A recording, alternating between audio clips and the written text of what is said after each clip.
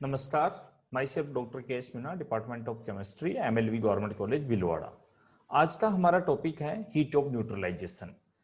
Heat of neutralization का मतलब ये होता है सिंपली में कि जब भी कभी एसिड और बेस को मिलाया जाता है तो साल्ट बनता है, जल बनता है, प्लस कुछ ऊर्जा बाहर निकलती है। उसे कहते हैं हम उदासीनीकरण अभिक्रिया।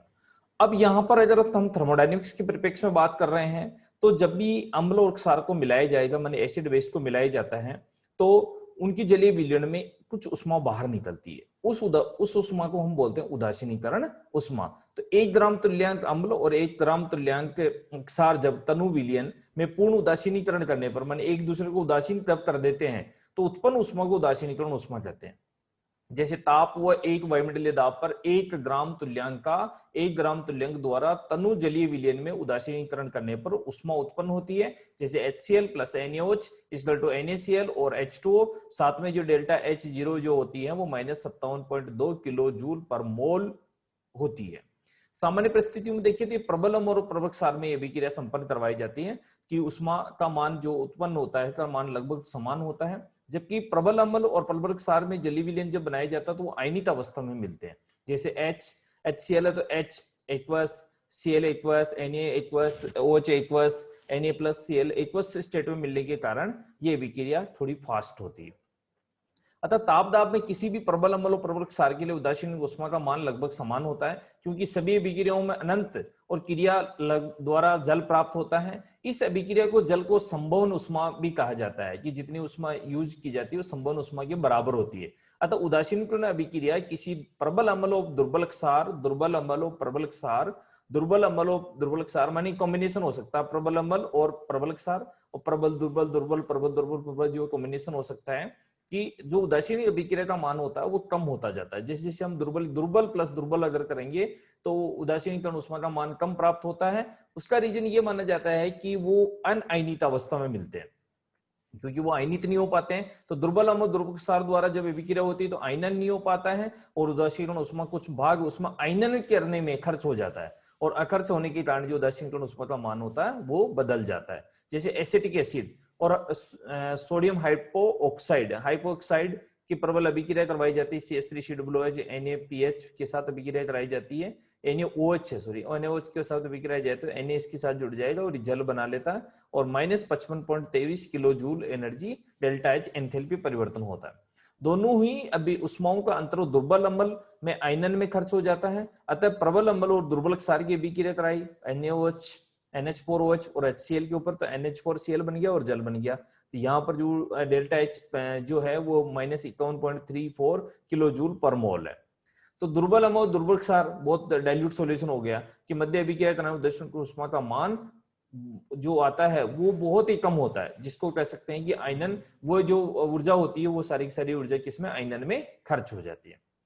आयनन कैसे होता है, यानी कि या तो बंध टूटता है या बंध नया बंध बनता है। तो इसको बंध को तोड़ने के लिए, किसी भी बॉन्ड को तोड़ने के लिए जितनी ऊर्जा की आवश्यकता होती है उसको हम डिफाइन करते हैं बॉन्ड एनर्जी से, या बॉन्ड और बॉन्ड डिसोसिएशन एनर्जी। बॉन्ड को तोड़ने की, बंध बनने पर जितनी ऊर्जा प्रयुक्त होती है उतनी ही तोड़ने में खर्च करनी पड़ती है।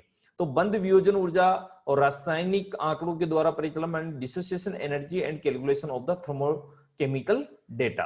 तो सामान्य परिस्थितियों में देखते हैं कि रासायनिक बंध के निर्माण में ऊर्जा मुक्त होती है, और किसी भी गैसीय अवस्था में हाइड्रोजन के 2 परमाणु मिलकर एक अणु बनाते हैं तो 436 किलो जूल पर मोल ऊर्जा मुक्त होती है। इसी प्रकार हाइड्रोजन के अणु को परमाणु में परिवर्तित करते हैं तो आपको उल्टा करना पड़ेगा, माने कि यहाँ पर 436 किलो जूल जो एनर्जी है, ये किलो जूल प्रति मोल एनर्जी देनी पड़ेगी, तब जाके H2H और H में परिवर्तित होगा, ताकि एक रासायनिक बंध का वियोजन हो सके। इस अभिक्रिया को बंध ऊर्जा, बंध वियोजन ऊर्जा या संभवन ऊर्जा लगभग बराबर होती है, क्योंकि प्रक्रम स्थिर दाब पर किया जाता है। अतः इस जो ऊर्जा का मान होता है, इस ऊर्जा के मान को हम बॉन्ड एंथैल्पी भी कहते हैं।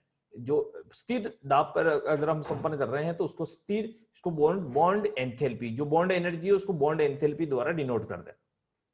जैसे डी परमाणु अणु में बंध ऊर्जा बंध वियोजन ऊर्जा के समान होती है, किंतु बहु परमाणु अणु है बंध ऊर्जा बंध वियोजन ऊर्जा अलग अलग होती है। जैसे जल के 2 अणु में 2 बंध पाए जाते हैं, उसके जैसे HOH या इसको कहते हैं OHH, तो इसके ऊपर जो एनर्जी होगी वो ये होगी माने कि HO और इसको O में चेंज कर रहे हैं, HOH बॉन्ड टूटता है तो ये ऊर्जा है। इस प्रकार बंद वियोजन ऊर्जा हाइड्रोक्सिल ग्रुप में बंद वियोजन ऊर्जा कहलाती है। माने हाइड्रोक्सिल ग्रुप को जब भी तोड़ रहे हैं तो उस समय जो ऊर्जा हाइड्रोक्सिल, अतः अंत में अत को परमाणु में विघटित करने के लिए कुछ ऊर्जा की आवश्यकता होती है, उसे बंद ऊर्जा। सिंपल सी डेफिनेशन है, जब भी कोई परमाणु में बंद बनता है तो जितनी ऊर्जा मुक्त होती है उसे बंद ऊर्जा कहते हैं। अर्थात जब भी उस बंध को तोड़ना होगा तो तोड़ते समय जितनी ऊर्जा की आवश्यकता होती है उसे बंध ऊर्जा कहते हैं। मानी वहां डिसोसिएशन, बॉन्ड एनर्जी, विघटन बंध ऊर्जा बोल दीजिए, वहां बंध ऊर्जा बोल दीजिए।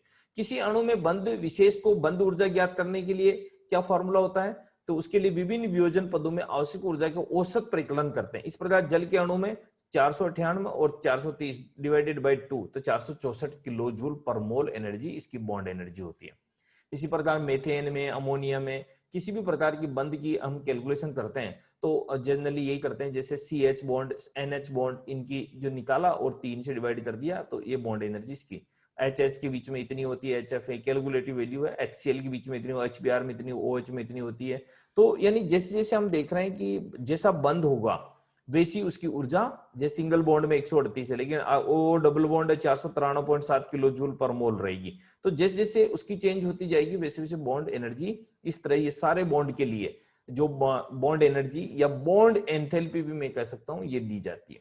तो एप्लीकेशन ऑफ बॉन्ड एनर्जी, अभिक्रिया की एंथैल्पी इसके द्वारा कैलकुलेट कर सकते हैं। यदि अभिकारक और उत्पाद की सांद्रता ज्ञात हो तो बंद ऊर्जा की सहायता से अभिक्रिया उष्मा ज्ञात की जाती है। तो जैसे अभिक्रिया के लिए अभिक्रिया उष्मा का परिकलन करना है तो यदि बंद ऊर्जा इतनी और इतनी है तो हाइड्रोजन के लिए बंद ऊर्जा C1 की बंद ऊर्जा, CCCl की बंद ऊर्जा, HCl की बंद ऊर्जा, इनको जोड़ दिया तो ये बंद ऊर्जा इसके लिए निकल के आ गई 101 किलो जूल पर मोल। अब वो दूसरी होती है calculation of the heat of formation, संभवन उष्मा। यदि किसी यौगिक में उपस्थित बंध की ऊर्जाओं का मान ज्ञात हो तो उसके संभवन उष्मा की परिकलन किया जा सकता है। जैसे यदि यह बंध है 435 और 489 और इसी ऊर्ध्वपातन उष्मा इतनी है तो एसीटोन की संभवन उष्मा ज्ञात करनी है तो बंध ऊर्जा इतनी इतनी है तो एसीटोन की संभवन उष्मा 3Cg मतलब 3 कार्बन 6 हाइड्रोजन और ऑक्सीजन मिलकर के ये बनता है। तो इसके लिए वियोजन ऊर्जा, इसके लिए बंध ऊर्जा अलग। तो डिटर्मिनेशन ऑफ द जो नेक्स्ट टॉपिक है अनुनाद ऊर्जा का निर्धारण में determination of the resonance energy. सामान्यतः यौगिक में बंध ऊर्जा के आधार पर परिकलन की संभवन ऊर्जा के मान में प्रायोगिक रूप से हम इसको अनुनाद ऊर्जा का द्वारा का भी निर्धारण कर सकते हैं। किंतु किसी भी यौगिक में अणु में अनुनाद पाया जाने पर दो भिन्न भिन्न मान होते हैं कि संभवन ऊष्मा की प्रायोगिक मान अलग प्राप्त होगा और परिकलित मान अलग होगा। तो अंतर को जो योग दोनों का जो अंतर है वो अनुनाद ऊर्जा कहलाती है। माने एक्चुअली उसकी एनर्जी कितनी खर्च हुई और कितना प्रयोग द्वारा प्रमाणित तो प्रतिलित। अनुनाद द्वारा मान यौगिक के अणु के स्थायित्व पर निर्भर प्रदर्शित करता है। तो बेंजीन में केकुले संरचना के आधार पर अनुनाद ऊर्जा प्रतिलित करते हैं हम। तो बंध की अलग अलग इसमें इतनी है, इसमें इतनी है, तो इस आधार पर हम देखते हैं कि ये जैसे बेंजीन स्ट्रक्चर है, 6 कार्बन और 6 हाइड्रोजन होते हैं लेकिन बॉन्ड सारे अलग अलग होने के कारण इनकी सिंगल बॉन्ड की डिसोसिएशन एनर्जी अलग होगी और 3 बॉन्ड डबल होते हैं, 3 सिंगल होते हैं और 3 जो CH बॉन्ड होते हैं मतलब कि CH बॉन्ड की एनर्जी अलग होगी। इन सबको कैलकुलेट करने के बाद में हमें 5381 किलो जूल एनर्जी पर मोल हमें प्राप्त होती है। जब हम देखें कि अनुनाद ऊर्जा जो प्रायोगिक तो ये है और परिकलित इतनी है तो ये जो ऊर्जा निकल के आती है ये अनुनाद ऊर्जा है। माने कि प्रायोगिक डेल्टा HF और प्रायोगिक परिकलित डेल्टा HF दोनों को कैलकुलेट करते हैं तो 151 किलो जूल पर मोल जो है ये रेजोनेंस एनर्जी है। रेजोनेंस एनर्जी जो होती है वो स्थायित्व प्रदान करती है। बेंजीन की वास्तविक संरचना केकुले संरचना की तुलना में अधिक स्थायी है क्योंकि बेंजीन की वास्तविक संरचना दो अनुनादी संरचनाओं का अनुनादी संकर है। तो ये केकुले द्वारा अनुनादी संरचना और अनुनादी बीच में संकर लगा दिया कि कहीं भी बॉन्ड हो सकता है। एंथैल्पी की ताप निर्भरता जिसको किरचॉफ समीकरण के द्वारा भी हम डिफाइन करते हैं, temperature dependency of enthalpy Kirchhoff equation. यदि किसी अभिक्रिया में उत्सर्जित और अवशोषित उष्मा का मान उस ताप पर निर्भर करता है जिस पर की अभिक्रिया करवाई जाती है। अभिक्रिया उष्मा की ताप पर निर्भरता किरचॉफ के नियम अनुसार हम प्रदर्शित करते हैं। यदि हम बात करें कि A से B पर एक अभिकारक से उत्पाद बन रहा है, यदि अभिकारक और उत्पाद में समान ताप और दाब पर पूर्ण उष्माई हो तो इसको बोलते हैं delta H equal to delta B minus HB minus HA। इसका हम इक्वेशन लिख रहे हैं तो delta H upon D T at constant pressure is equal to delta H B D T at constant pressure delta H A upon P delta at constant pressure. तो CP B CP A delta H upon D T is equal to CP. यहाँ पर क्रमशः उत्पाद और अभिकारक की सांद्रता की ऊष्माधारिता है, तो delta D H upon D T at constant pressure is equal to delta CP.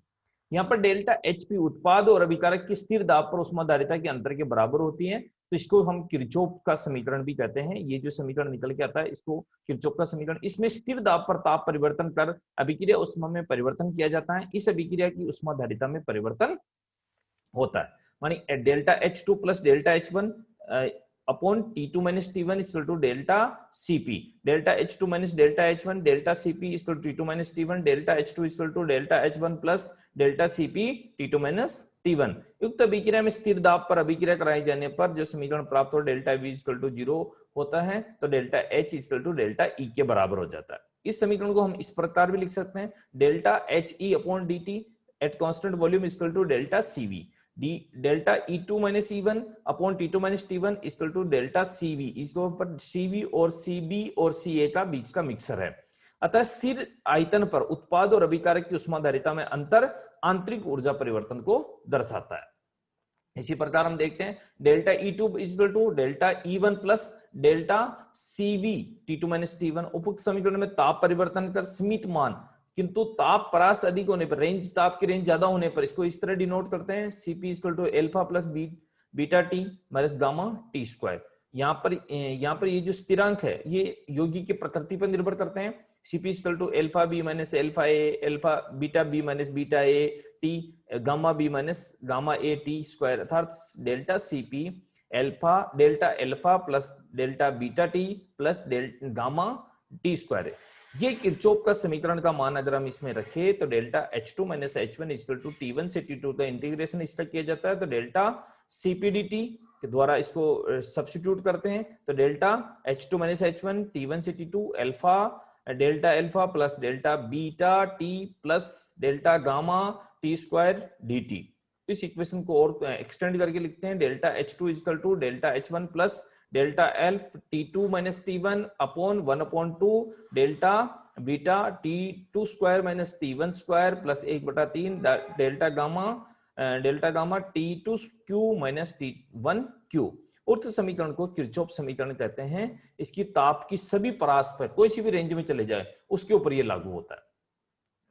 और किरचॉफ की समीकरण के हिसाब से देखिए कि delta H2 minus H1 equal to Cp T2 minus T1।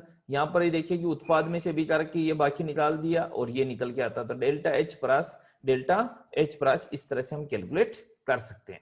धन्यवाद।